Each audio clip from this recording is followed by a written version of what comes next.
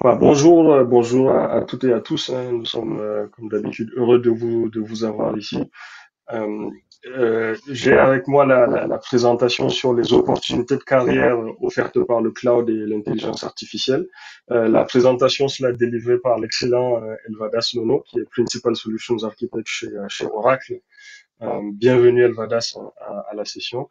Si vous avez des questions, posez-les directement dans le chat et puis je les communiquerai à Elvadas soit en milieu, soit en fin de session. Donc voilà, faites en sorte que la session soit interactive, posez un maximum de questions. Nous sommes très heureux de vous avoir là et Elvadas, the floor is yours. Merci beaucoup Mohamedou pour l'introduction et la brillante session sur les innovations à Amazon, très très enrichissant et inspirant. Je suis ravi de pouvoir partager cette session sur les opportunités de carrière offertes par le cloud et l'intelligence artificielle, principalement à destination de la jeunesse africaine.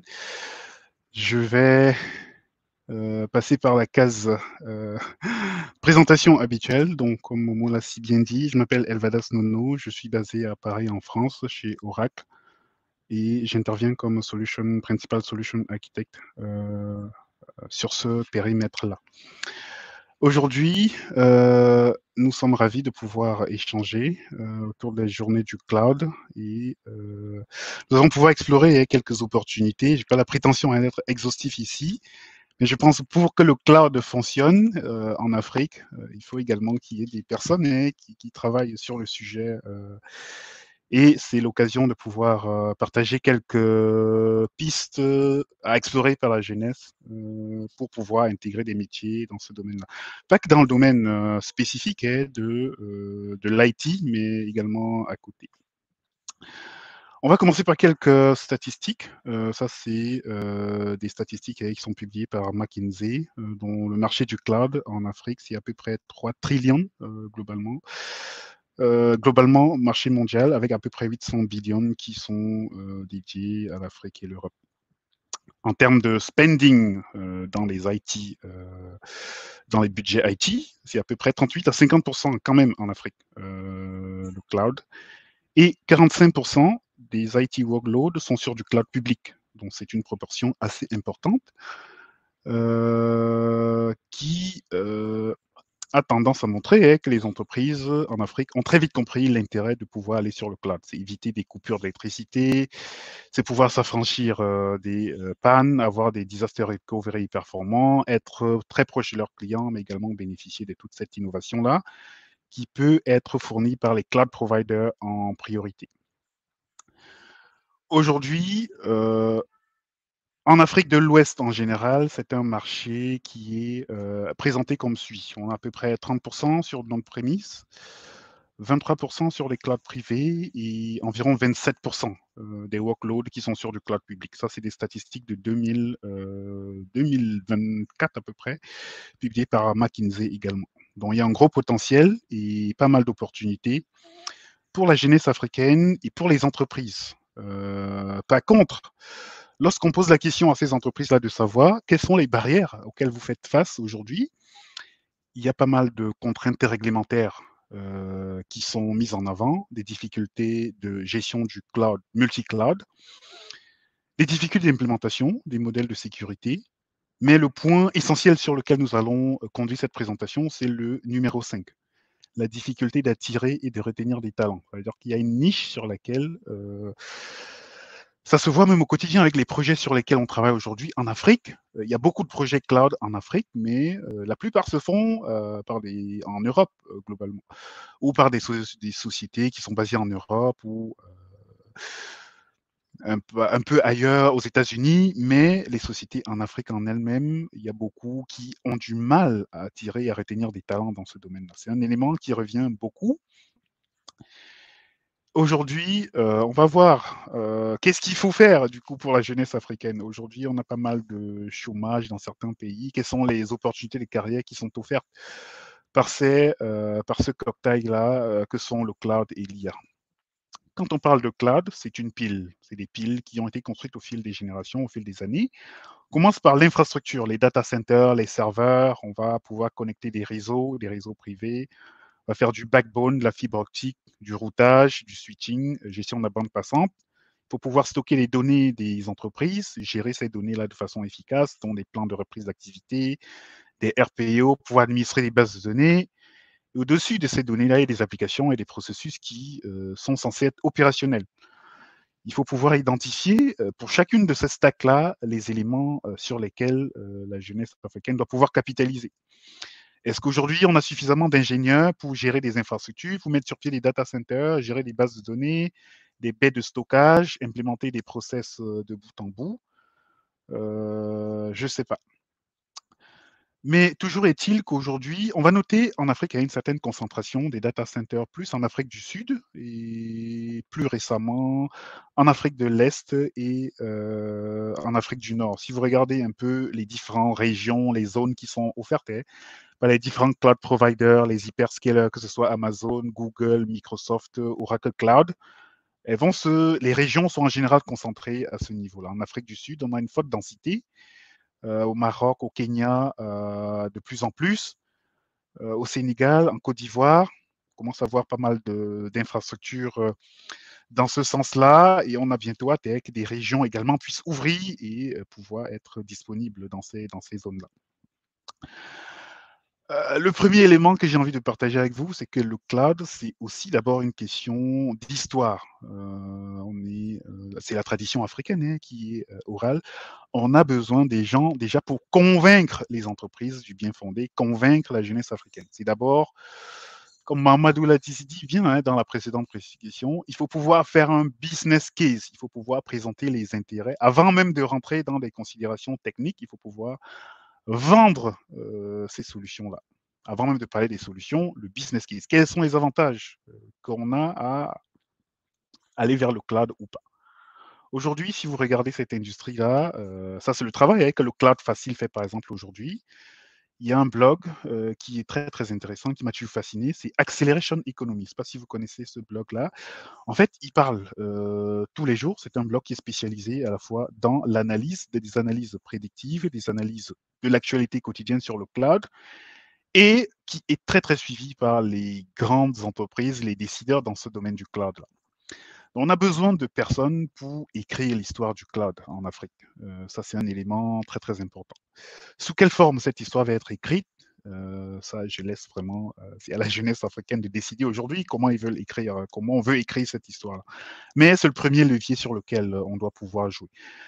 Il y a beaucoup de décideurs aujourd'hui qui n'ont pas cette connaissance-là. La jeunesse, elle est aguerrie, il faut en parler. Il ne faut pas vous priver d'en parler, de présenter les avantages, les inconvénients, comment on peut aider nos États, comment on peut aider les entreprises installées sur place, comment on peut aider les populations, comment on peut aider les organisations avec le cloud.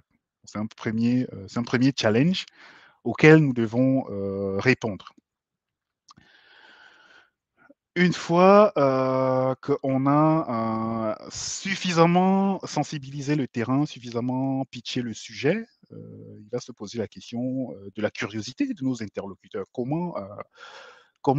C'est quoi, à quoi ça correspond? C'est là où vont intervenir ces métiers de solution architecture qui intégreraient en leur sein la notion de discovery session, potentiellement d'information, du professional services, accompagner progressivement le changement, la transition vers le cloud, assurer par exemple des audits, des optimisations, partager les bonnes pratiques de ce qui a déjà pu être fait ailleurs avec les organisations, avec les interlocuteurs, pour pouvoir tirer parti de cette expérience-là et pouvoir répliquer des modèles qui ont fonctionné et qui fonctionnent ailleurs.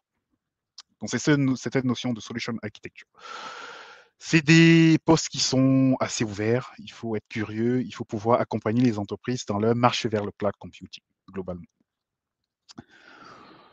On a encore besoin aujourd'hui, ça c'est mon avis personnel, de beaucoup de formateurs et de traîneurs, de coachs sur ce domaine-là. Il y a pas mal de formations qui sont disponibles, qui sont présentes sur le domaine public ou sur le domaine de certaines plateformes comme le Cloud Facile, sur YouTube.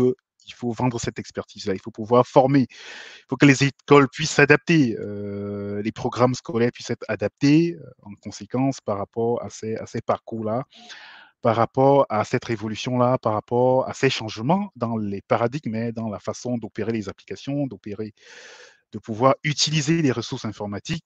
Il faut pouvoir adapter les cursus, les parcours, et il y a de la place à reprendre et à revendre dans ce domaine-là. Que vous soyez formateur, indépendant, formateur, coach, il y a des plateformes qui vous offrent l'attitude de pouvoir vendre cette expertise, de pouvoir la monétiser et même de pouvoir partager vos expériences, soit gratuitement, soit de façon monétisée avec ce large public-là. Il faut pouvoir aller aussi à ces problèmes qui peuvent se poser, il faut pouvoir aller à la rencontre de ce public-là qui est demandeur de ces formations-là, de pouvoir les accompagner progressivement dans le domaine du cloud, et c'est tout l'intérêt d'un événement, d'une journée comme celle d'aujourd'hui, qui permet de partager quelques expériences et de pouvoir planter quelques graines qui pourront pousser, qui pourront grandir et émerger progressivement. Au niveau de l'infrastructure et data center, si on doit parler des anecdotes, aujourd'hui, il y a pas mal de projets qui se font dans ce sens-là. Mais de mon expérience personnelle, il y a encore beaucoup de... C'est un domaine qui n'est pas suffisamment exploré aujourd'hui par les jeunes. Sur les projets que je vois, par exemple, aujourd'hui au quotidien, quand on doit mettre sur pied ce type d'infrastructure, quand on doit déployer ces data centers-là, on cherche des compétences, mais parfois on est à court de compétences. En Afrique, on cherche des sociétés sur place, mais parfois c'est difficile à trouver. Il faut pouvoir qu'on puisse former plus de personnes qui savent construire des data centers, opérer des data centers, gérer les réseaux, les VPC, les VCN, étendre les réseaux actuels, pouvoir gérer tous ces éléments-là. Le routage, le switching. Il y a pas mal de formations qui sont assez spécialisées, mais la connaissance, elle se démocratise de plus en plus. Et la vague des certifications Cisco, etc., etc. Mais aujourd'hui, on est sur les changements, les réseaux virtuels que la jeunesse africaine doit pouvoir maîtriser complètement de bout en bout pour pouvoir opérer des infrastructures, opérer et mettre sur pied des data centers, gérer des infrastructures entièrement virtuelles, les sécuriser complètement. On arrive du coup à la sécurité et à la cybersécurité de ces systèmes-là. Ce sont des infrastructures qui sont en général exportées vers des clouds publics, et l'une des raisons principales, c'est il faut de la sécurité, il y a des réglementations, mais c'est des infrastructures qui sont aussi sujettes à plusieurs attaques de cybersécurité. Il est de bon ton que nous puissions former massivement des ingénieurs en cybersécurité, que les jeunes puissent explorer ces pistes-là, la cybersécurité, la sécurité des infrastructures dans le cloud, donc comprendre tous les mécanismes, les tenants d'aboutissants, comment on sécurise une infrastructure, comment on accède même à ces infrastructures, mais également faire du hacking éthique sur ces infrastructures-là pour pouvoir avoir la connaissance et mieux sécuriser ces infrastructures-là. Une fois qu'on a établi les infrastructures, qu'on les a sécurisées, qu'on a pu déployer toutes les couches réseau, les basses couches, se pose la question de qu'est-ce qu'on y met, comme application. Aujourd'hui, il y a pas mal d'applications qui sont déjà consommées par les organisations et le public. Ça peut être du SaaS, du Software Services, du Platform as Services. Il faut pouvoir développer toutes ces compétences-là. C'est des domaines qui sont en plein boom. Comment on automatise une chaîne de production, de déploiement, de delivery d'applications dans du cloud public, dans du cloud privé, dans du cloud hybride, dans du multi-cloud. C'est des compétences qu'il faut pouvoir maîtriser complètement. Connecter l'ingénierie avec les opérations, connecter les opérations avec l'ingénierie et le métier, c'est des opportunités qui sont à la portée et sur lesquelles les jeunes Africains doivent pouvoir se positionner aujourd'hui. Les formations DevOps, vous envoyer à l'appel sur Internet, mais ça reste des sujets sur lesquels on est en shortage. Il y a en gros besoin de formation et de développement de compétences expertes, des compétences expertes. Pas que connaître juste un peu, faire. Il faut des experts qualifiés et performants sur ces sujets-là. Ensuite, on a certainement besoin des spécialistes au niveau des applications. Pour manager des applications, ça peut être des applications directement managées par les cloud providers.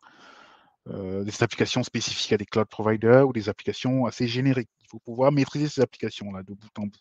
Ça peut être des parcours certifiants, des formations spécifiques, des formations à travers des programmes de formation sur Udemy, le cloud facile. Il faut pouvoir adapter et choisir quel parcours on veut faire et adresser la demande. Il y a plusieurs entreprises qui ont besoin des applications spécifiques. Ça peut être de l'ERP, du CRM, mais qui n'ont pas forcément les moyens de déployer une infrastructure spécifique en privé. Ça peut se faire dans le cloud public, avec des serveurs dédiés, avec des serveurs à la location, du SaaS, du PaaS. Mais il faut des experts comme toute chose sur ces sujets-là. C'est un sujet qui mérite amplement d'être bien abordé et bien structuré, que ce soit dans les programmes de formation, des formations certifiantes, des formations spécifiques pour permettre à ces entreprises-là de pouvoir bénéficier de cette expertise sur place en Afrique. Vous aurez certainement une conférence également sur le monitoring et l'observabilité. Une fois qu'on a déployé toutes ces ressources dans le cloud, il se pose la question de savoir qu'est-ce qui se passe, comment je suis au courant quand il y a des incidents, quand il y a des pannes d'infrastructure, comment je peux anticiper, comment je peux être en mesure de qualifier, quantifier ma qualité de service, qu'est-ce que je délivre à mes utilisateurs, qu'est-ce que je délivre, comment je mesure cette disponibilité de mes services. On doit pouvoir gérer un certain nombre d'événements, de traces, de mesures de performance pour garantir à ces entreprises-là et à ces clients à qui on offre le service que le service y répond, il répondra, et comment j'assure la haute disponibilité, comment je mesure et je trace tout ça. C'est un parcours qui se voit de plus en plus, c'est des demandes que les entreprises ont massivement. Une fois que je suis dans le cloud, comment j'assure le maintien en condition opérationnelle, comment je peux monitorer, comment je peux gérer ces services. C'est une continuité du DevOps, mais avec des compétences vraiment spécifiques dans le monitoring et l'observabilité. Des applications, des services qui sont provisionnés et qui tournent dans du cloud public, dans du cloud privé, dans du hybride, dans du multi-cloud et qui apportent de la valeur à des clients. C'est bien beau, il ne faut pas faire du cloud pour faire du cloud. Derrière, il faut être capable de chiffrer qu'est-ce que ça coûte, comment je peux les optimiser, qu'est-ce qui va bien actuellement, qu'est-ce qui ne va pas.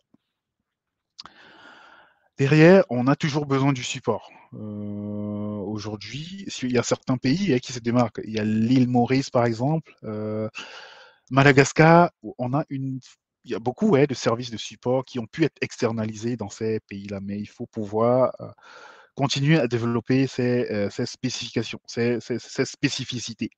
Une fois que j'ai tous mes services, comment j'assiste les utilisateurs typiquement, comment j'assiste le fonctionnel, comment je peux supporter les infrastructures de mes clients une fois que ça fonctionne, une fois que c'est déployé dans le cloud, on a toujours besoin d'assistance. Il faut pouvoir diagnostiquer les problèmes, les résoudre, aider les clients à les résoudre. C'est des compétences qui sont très, très prisées et qui sont qui sont d'actualité avec le boom du cloud. C'est en adéquation, c'est en droite ligne avec l'accroissement de la demande pour les services cloud. Une fois que j'ai les services qui tournent et qui fonctionnent, il faut que je puisse les opérer, que je puisse les supporter globalement. Une fois que j'ai migré mes applications dans le cloud, comment j'assure le support niveau 1, niveau 2, qu'est-ce qui se passe, qui est responsable, il y a des compétences à développer pour aider les utilisateurs, aider les entreprises qui vont vers ce cloud. Qu'est-ce que je fais, comment je développe ces compétences, la formation, mise à jour des compétences, et toutes les bonnes pratiques que vous pouvez imaginer dans le domaine de la gestion des infrastructures, de la gestion du stockage, c'est sur toutes les couches, les réseaux, les applications, les process. Il faut supporter toutes les couches qui sont délivrées aux utilisateurs. Un des éléments sur lequel je pense on a beaucoup de travail également, c'est les testeurs. On a besoin de beaucoup de testeurs, beaucoup de testeurs. L'assurance qualité, beaucoup de développeurs aujourd'hui, mais sur le continent, il faut qu'on puisse développer également cette compétence-là. Comment je teste les applications, les parcours qui sont fournis aux entreprises dans le cloud public. C'est tout un métier, c'est pas uniquement des développeurs qui peuvent le faire. Il faut pouvoir créer ces filières-là, les nourrir et que les jeunes puissent s'y intéresser et développer ces compétences-là. Le testeur, il va s'assurer que les parcours ils sont fonctionnels, qu'ils marchent tel que c'est prévu, suivant la spécification. Il n'y a pas forcément besoin des compétences techniques poussées pour s'investir dans ce métier-là. Tester des parcours, tester des applications, tester des plateformes, tester des réseaux, tester des baies de stockage, tester toutes ces couches-là qui sont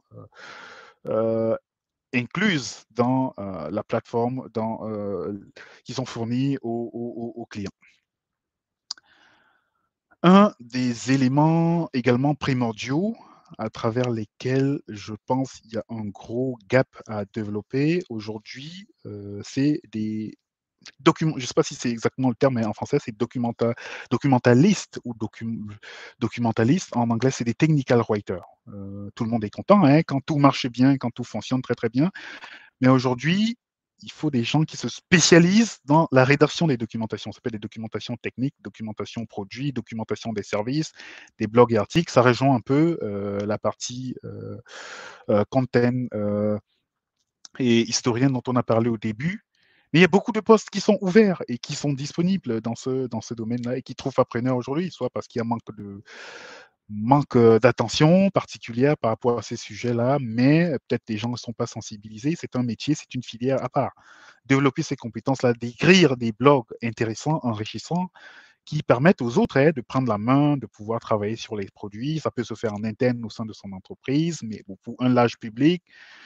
Et c'est comme ça qu'on peut se forger une expertise et avancer progressivement. On peut commencer petit à petit sur des petits sujets, publier régulièrement, publier des contenus beaucoup plus techniques, en choisir sa cible, son audience et développer cette casquette-là, globalement. Là, je vais faire du coup la transition. Je n'ai pas la prétention d'être exhaustif, mais c'est quelques rôles comme ça que j'identifie et que j'ai pu identifier sur les différents projets qu'on a pu avoir et sur lesquels on a pu travailler avec l'Afrique. Comment aujourd'hui en Afrique on peut orienter ou développer certaines compétences. Est-ce que tout le monde se pose la question, est-ce que l'intelligence artificielle, du coup, qui arrive avec ChatGPT et tous les modèles d'IA et les LLM, les Large Language Models qui sont derrière, vont remplacer complètement les développeurs? La réponse est malheureusement ou heureusement non. On aura toujours besoin des développeurs. Par contre, les développeurs doivent changer leur façon de travailler. L'intelligence artificielle va changer, va automatiser beaucoup de tâches répétitives, que ce soit chez les développeurs ou ailleurs. Aujourd'hui, il faut pouvoir tirer parti de ces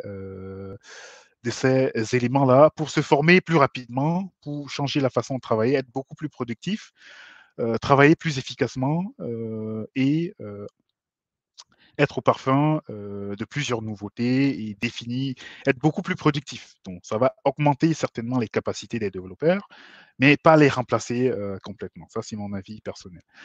Il y a d'autres métiers aujourd'hui qui doivent s'adapter personnellement, profondément. C'est sur toute la chaîne. Il y a beaucoup de métiers. Est-ce que vous connaissez Aitana Lopez? Aitana Lopez, c'est un modèle ou influenceur ou influenceuse entièrement piloté par l'IA qui a été développé par une société espagnole qui génère plus de 15K dollars royalties par mois. Ça veut dire que tout le cycle de publication est entièrement automatisé. Même la personne que vous voyez, c'est un modèle virtuel. Ce n'est pas une personne réelle qui n'existe pas dans le monde réel. Aujourd'hui, comment on peut tirer de ce type d'expérience pour automatiser un certain nombre de choses, pour promouvoir le tourisme en Afrique, pour promouvoir les villes africaines, pour promouvoir la culture africaine? C'est des éléments qui peuvent permettre de réfléchir. On peut créer des vidéos tout à fait automatisées. Vous avez des plateformes comme Synthesia, InVideo, il y en a plusieurs, il y en a pas mal, qui permettent de faire ce type de travail et de publier de façon automatique, de pouvoir créer du contenu automatisé et entièrement piloté par l'intelligence artificielle. Ça ouvre des pistes, ça ouvre des portes, des perspectives différentes pour plusieurs métiers, pour plusieurs industries qui sont à la base au cœur de nos activités, au cœur des activités et au cœur de la cité africaine. Comment on peut tirer de cette expérience-là? C'est des questions auxquelles la jeunesse africaine doit répondre. Comment réinventer la création des contenus à partir de l'intelligence artificielle pour que ce soit efficient pour l'Afrique, pour les cités africaines? Dans le domaine de la santé, il y a quelques années, hein, vous avez entendu parler de Pfizer. Comment Pfizer a pu sortir un vaccin beaucoup plus rapidement que tous les autres? C'est parce que justement, dans la chaîne d'analyse de données, ils ont introduit l'intelligence artificielle pour accélérer la production et la validation des essais cliniques. De 30 jours, ils sont passés à 22 heures. C'est pour ça qu'ils ont été capables de produire le vaccin avant tout le monde. S'ils avaient suivi une chaîne classique de validation, ils ne seraient jamais arrivés en avance par rapport à tous les concurrents qu'il y a dans cette industrie pharmaceutique, qui est l'une des plus concurrentes du monde. Dans le domaine de la santé, il y a beaucoup d'innovations, beaucoup de changements qui vont arriver avec l'intelligence artificielle. Comment en Afrique on peut tirer parti de ces avancées? La vision par ordinateur, comment on peut optimiser aujourd'hui. Il y a des personnes qui sont dans la campagne, qui n'ont pas accès à des médecins. Comment on peut utiliser la vision par ordinateur pour prendre des photos, renvoyer à des intelligences artificielles qui vont scanner, renvoyer des résultats automatiquement. Est-ce que c'est des tumeurs ou pas? Comment on peut tirer parti de ces intelligences artificielles-là au fin fond des campagnes, là où il n'y a pas de médecin, là, comment on peut tirer parti de ces innovations-là? C'est le défi qui est soumis aujourd'hui à la jeunesse africaine. Comment on peut tirer parti de l'intelligence artificielle dans le domaine de la santé pour améliorer la santé des populations, la santé de toute la société. L'apprentissage des langues. L'apprentissage des langues. Aujourd'hui, on a une opportunité unique qui est offerte à la jeunesse africaine, c'est de pouvoir non seulement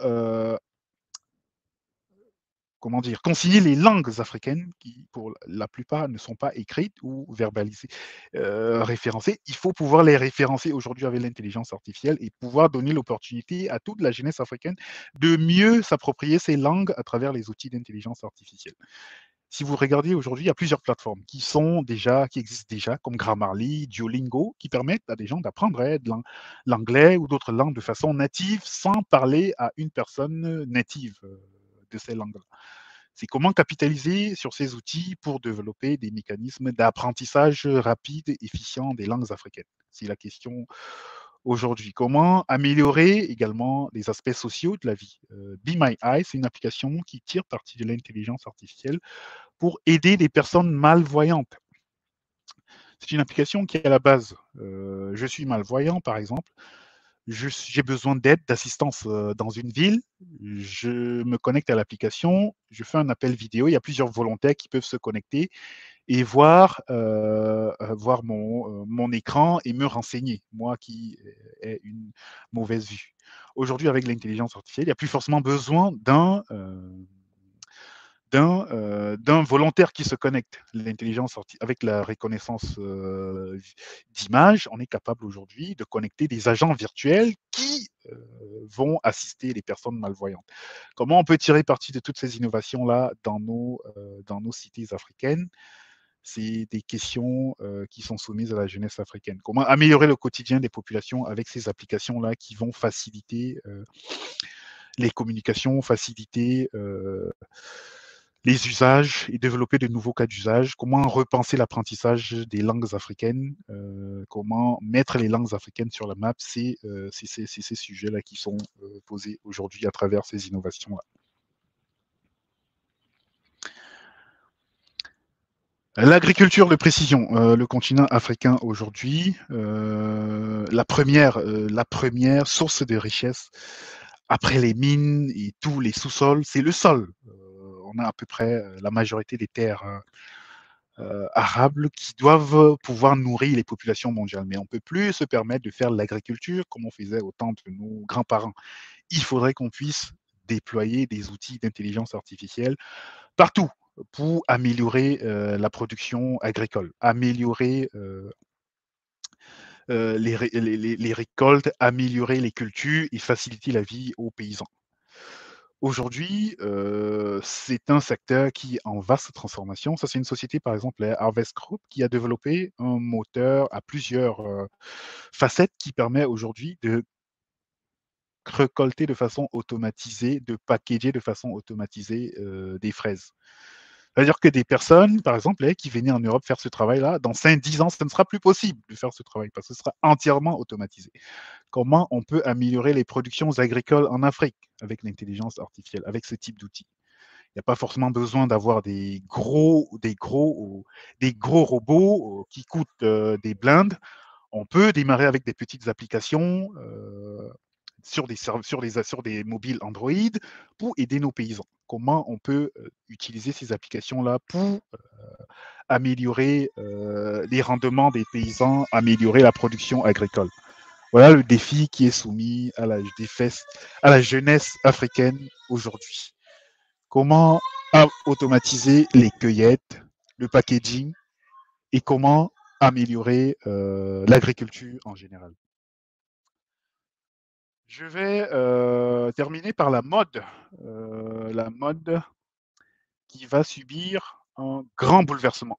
Quand je parle de mode, ça peut être à la fois la coiffure, l'habillement, la parfumerie. Aujourd'hui, par le passé, il y avait des modèles qui pouvaient se présenter dans des agences pour faire des photos, des shootings et faire des photos sur des sites. Aujourd'hui, c'est entièrement automatisé sur certains sites. Il faut regarder, là par exemple, c'est un site, c'est l'une des plus grandes vitrines de e-commerce en France, La Redoute, qui travaille avec une agence virtuelle d'AI qui permet de personnaliser l'expérience utilisateur sur le site. C'est-à-dire que quand je vais sur le site, je vais pouvoir choisir un modèle de mannequin qui correspond à la physiologie de mon corps, et pouvoir vérifier si un vêtement ça correspond ou pas pour mon cas particulier. Donc, ce sont des transformations profondes qui sont en train d'être opérées et sur lesquelles il ne faudrait pas que la jeunesse africaine prenne du retard. Dans le domaine de la coiffure, aujourd'hui, on peut simuler, on peut afficher votre visage avec 1000 ou plusieurs coiffures. Donc ça va accélérer, par exemple, des programmes de coiffure, ça va changer radicalement la façon dont les salons de coiffure, par exemple, fonctionnent aujourd'hui. En général, vous avez votre barbeur qui va vous présenter une, deux, trois, quatre photos, mais ces photos, le problème, c'est quoi? Ça ne correspond pas à votre photo. C'est des photos, des modèles qui ne sont pas peut-être adaptés à votre coupe de visage.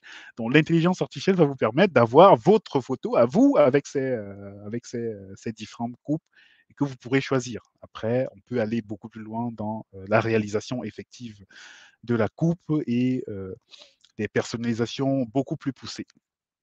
Voilà des secteurs qui sont en radicale transformation. Et je vais finir par le domaine du sport. Si rien n'est fait, je pense les prochaines Coupes du Monde, les prochains championnats seront beaucoup plus difficiles à gagner pour les équipes qui ne seront pas arrimées à cette technologie-là. Là, je vous présente par exemple, c'est une assistance et une intelligence artificielle virtuelle qui a été développée par Google et Liverpool pour analyser les tactiques, analyser les performances des joueurs, analyser les positionnements des joueurs. Ça s'appelle Tactis AI et pouvoir en temps réel fournir à l'entraîneur ou au coach des simulations, des stratégies adaptées à ce qui a pu être analysé durant une période. Des positionnements spécifiques, une tactique pour vaincre l'adversaire. Ce sont des intelligences artificielles qui sont en train d'arriver. Il va falloir, si je suis un joueur de football ou de basket, je ne peux plus continuer à jouer comme je jouais avant. Il faut que je puisse mesurer mes capacités, mes performances et également m'arrimer à ces outils-là, que je puisse adapter mes entraînements et voir sur quel domaine je dois travailler, plus ou moins, quel domaine je dois compenser ou pas. On a également des caméras aujourd'hui qui sont capables de filmer sous plus de 1000 angles et identifier une analyse et faire des analyses tactiques par rapport à des matchs. Ça peut être du match de football, match de basket, etc. Peu importe. Mais ce sont des changements radicaux qui sont en train d'être apportés. Donc, il faut repenser la façon dont on travaille aujourd'hui.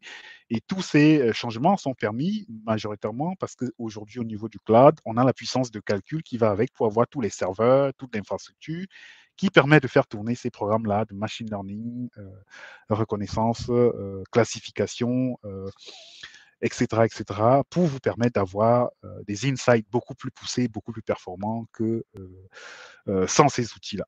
Donc, ce sont des outils qui vont changer radicalement le quotidien, à la fois des populations, à la fois des entreprises, des organisations, des gouvernements, mais il faudrait que la jeunesse africaine puisse s'y former et contextualiser ces outils-là par rapport au contexte qui est celui de l'Afrique. Comment on peut les utiliser de façon efficiente pour améliorer la vie dans tous les secteurs.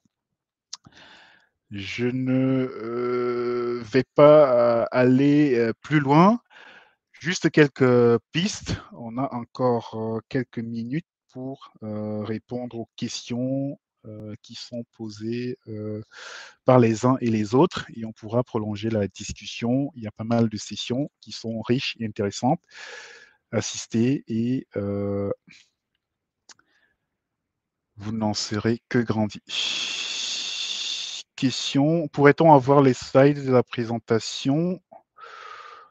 Je pense que vous aurez les slides des présentations à la fin de l'événement, si je ne me trompe, non, Mohamedou. Il y aura un email spécifique avec un calendrier spécifique de distribution ou un format particulier de distribution, non?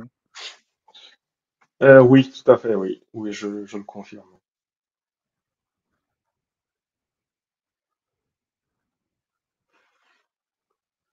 Il y a une autre question également, Elvades, dans la section Q&A. Section Q&A. Oui, tu as le chat et juste en dessous, tu as Q&A. J'ai du mal à la charger. Sinon, la question dit comment ce secteur évolue-t-il et quelles nouvelles opportunités vont émerger? Les secteurs que tu as présentés, typiquement. Ce sont des secteurs qui évoluent très très rapidement, pardon. Aucun secteur n'est épargné, hein, mais il faudrait premièrement prendre conscience que ces secteurs-là vont changer radicalement. Donc, même aujourd'hui, quand on va s'inscrire à l'université, il faut savoir qu'il y a des métiers comme la comptabilité. Dans 5, 10 ans, on ne peut pas dire aujourd'hui qu'on va s'inscrire à l'université pour être comptable. L'intelligence artificielle aujourd'hui est déjà capable de faire de la comptabilité en entier pour une entreprise. Est-ce que c'est pertinent de s'inscrire encore à l'université pour faire de la comptabilité? Je ne sais pas. C'est des secteurs, ce sont des changements profonds, structurels, qui vont pas toucher que les secteurs spécifiques. Les conséquences seront peut-être plus importantes hein, dans certains domaines que dans d'autres.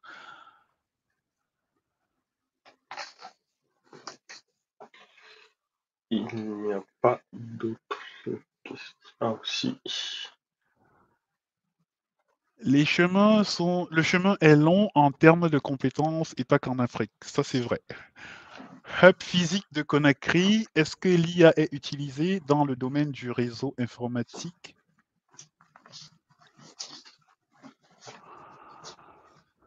Je ne sais pas s'il y a quelqu'un du hub physique de Conakry qui peut répondre à la question.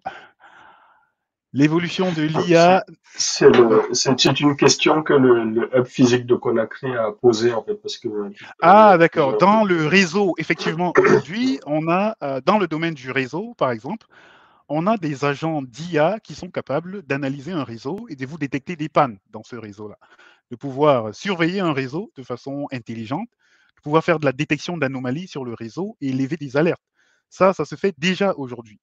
Dans la configuration même du réseau, de pouvoir reconfigurer un réseau de façon automatique, surtout avec des réseaux virtuels que vous avez sur des clouds publics, il y a aujourd'hui, et même des agents qui analysent le trafic réseau dans le domaine de la cybersécurité pour lever des alertes, bloquer des ports. Ça se fait déjà aujourd'hui dans le domaine de la cybersécurité.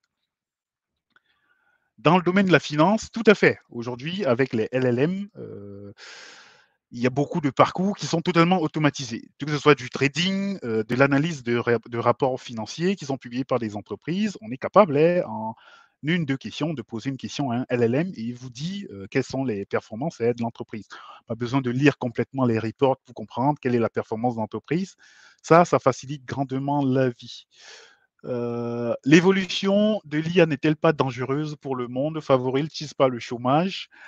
Non, l'IA, de mon point de vue, elle ne va pas favoriser le chômage, mais plutôt changer les métiers, changer la façon dont on travaille. On va certainement passer de certaines formes de travail à d'autres formes qu'il faudra s'approprier, apprivoiser, et ça ne pourra être que bénéfique. Ça va certainement faciliter beaucoup d'activités, beaucoup de secteurs. Il nous reste à peu près combien de minutes, Mohamedou? 3 3 minutes. minutes. Ouais. Et 3 avant de minutes. continuer avec les questions qu'il y a en dessous, j'ai posté le lien du survey. Le survey est vraiment important pour nous. Ça permet Oui. de comprendre un peu justement la valeur de décision et nous aider à nous améliorer. Donc, vous pouvez cliquer sur le lien et dropper votre feedback.